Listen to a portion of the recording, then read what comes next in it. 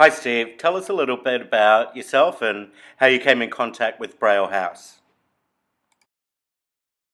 My name's Steve Sparrow. I'm a producer at Radio 4RPH, we're in the studio at 4RPH now, and I'm also a musician, singer-songwriter, and I have also run my own recording studio. So I'm pretty well involved with the audio world. And as far as Braille House, well, most of us blind people, as children, we're pretty well acquainted with Braille House because we really grew up going at school. We went to a lot of the Braille writing literacy competitions and all that sort of stuff. And of course, we got a lot of our textbooks that we used in the classroom. The majority of them came from Braille House. So Braille House is something that I think most blind people are pretty familiar with up here, and they do a fantastic job, and it's just great to see that the work they're doing is still continuing. Steve, can you tell us a little bit about reading and how you've been able to read to your family? Yeah, well, my son Craig, he's fully sighted. He was born in 2005, and I said to my wife one day when he was about one or so, or thereabouts, I said I think I might contact Braille House and see, because the hassle is it was not very easy for me to read to him, and I needed to be able to do this. So I called up Braille House and explained the situation.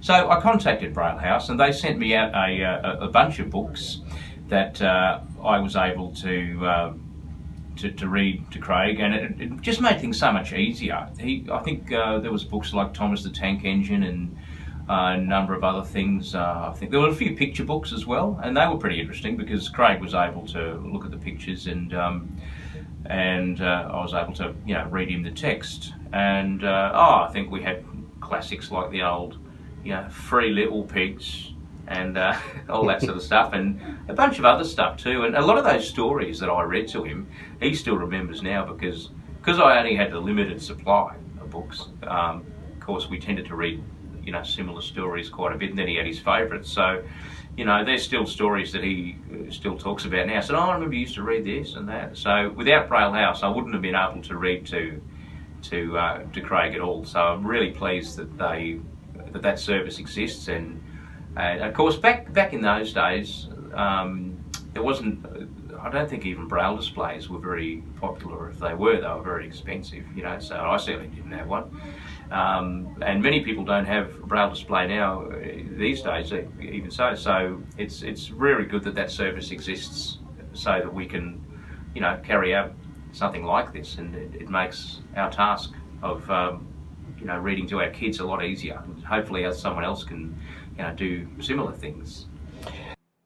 You mentioned the Braille Challenge. How important has this been for meeting other blind people and creating social networks? Yeah, it was pretty good because we used to sort of meet kids from all sorts of other schools as well. So, people that we, and I actually made a couple of friendships from that challenge. So it was really cool, and we got to know some of the staff, and, people like, Mercy Dickinson and all these people who, were around at that time, and they all made us feel very, very welcome. And the morning teas were awesome, Yeah, they used to put on a really good little, it was a really good little morning. We always used to get the school bus out there, and they'd take us all out there. It was about, I don't know, probably 20 of us, or I don't know, 15 of us, I don't know, something like that. And yeah, it was a bit of it was good because it sort of made you sort of step up to the mark a little bit, like you knew it was coming, so you'd make sure you do a bit of practice and make sure your reading skills were nice and sharp, and yeah, it was a lot of fun.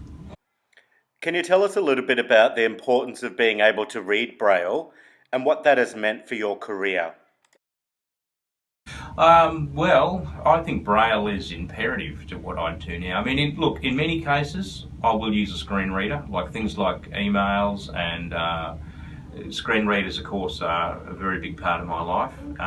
And the thing is that with Braille, it's good to be able to read a book in Braille. The thing is, it's nice to be able to sit down and and read a book in a Braille format. So one thing that screen readers are really useless for, well, in my opinion anyway, is if you need to be able to, if you want to do a speech or something like that where you've got to read notes, it's not very easy to listen to a screen reader and talk at the same time. It is doable, and I have done it, and there are some people who do get around it, but I'm telling you now, it's not a very easy thing to have to do.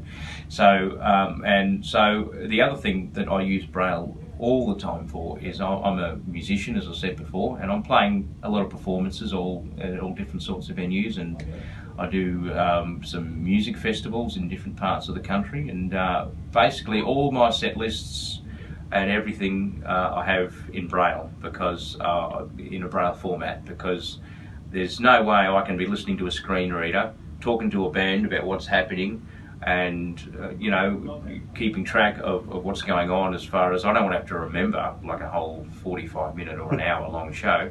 So it's all in a Braille format, and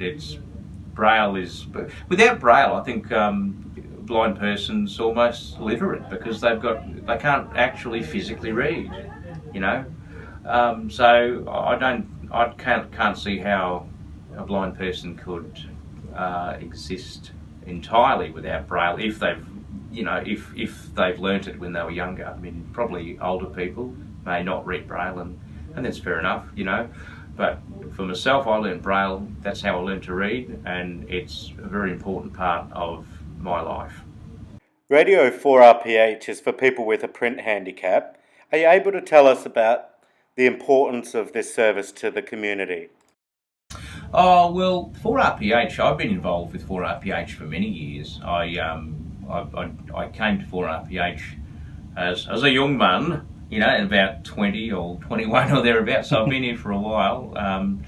And I'm a producer at 4RPH, so I'm producing their programs. I produce a program, what we call program promos, which are little 30-second or 40-second small adverts that tell people what the program is. And we do, we've done all sorts of things like that. So it's 4RPH stands for Radio for the Print Handicapped. So what we do is basically we're a reading service.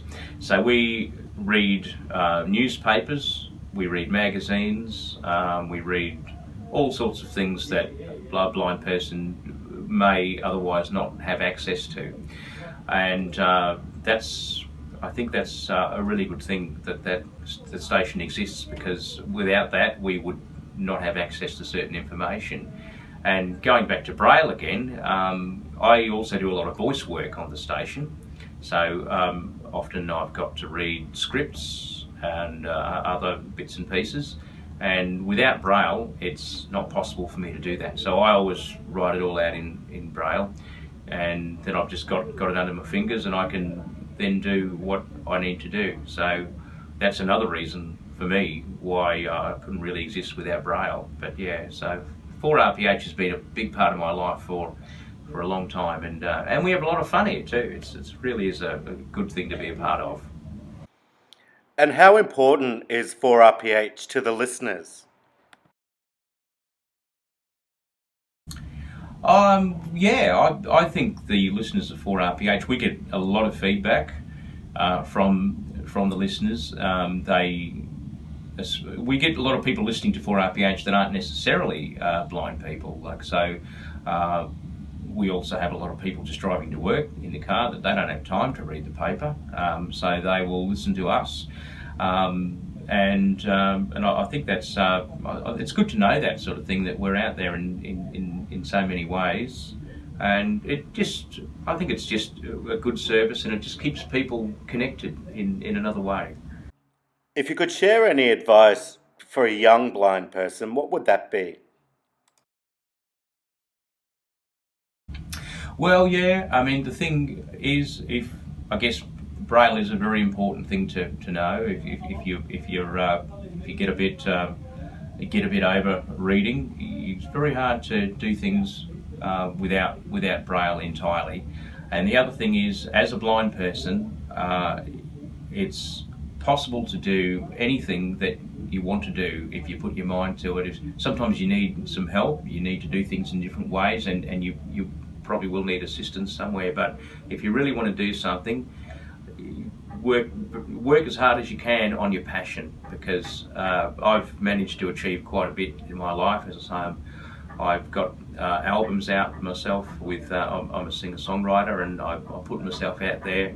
I run my studio, I work at 4RPH, and they're all things I've been passionate about. So if you're passionate about something and you want to do it, you might have to find another way around some areas, but if you really want to do it, you should do your best to do the best that you can actually do, and you'll hopefully enjoy your life. Well, it's worked for me anyway. Do you have a message for any sighted people watching this?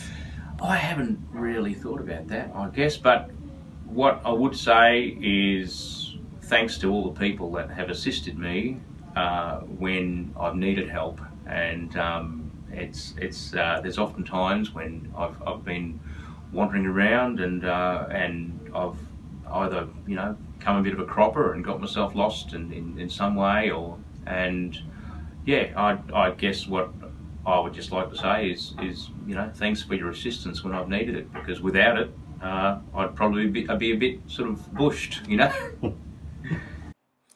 Do you have a message for anybody that might be thinking about getting in touch with Braille House?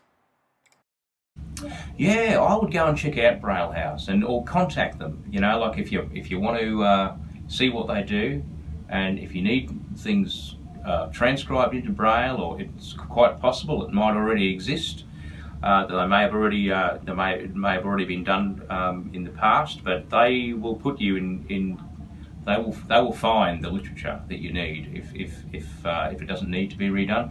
Just give them a call, because they're a great organisation, and I'm really pleased that they've been able to help me in the past.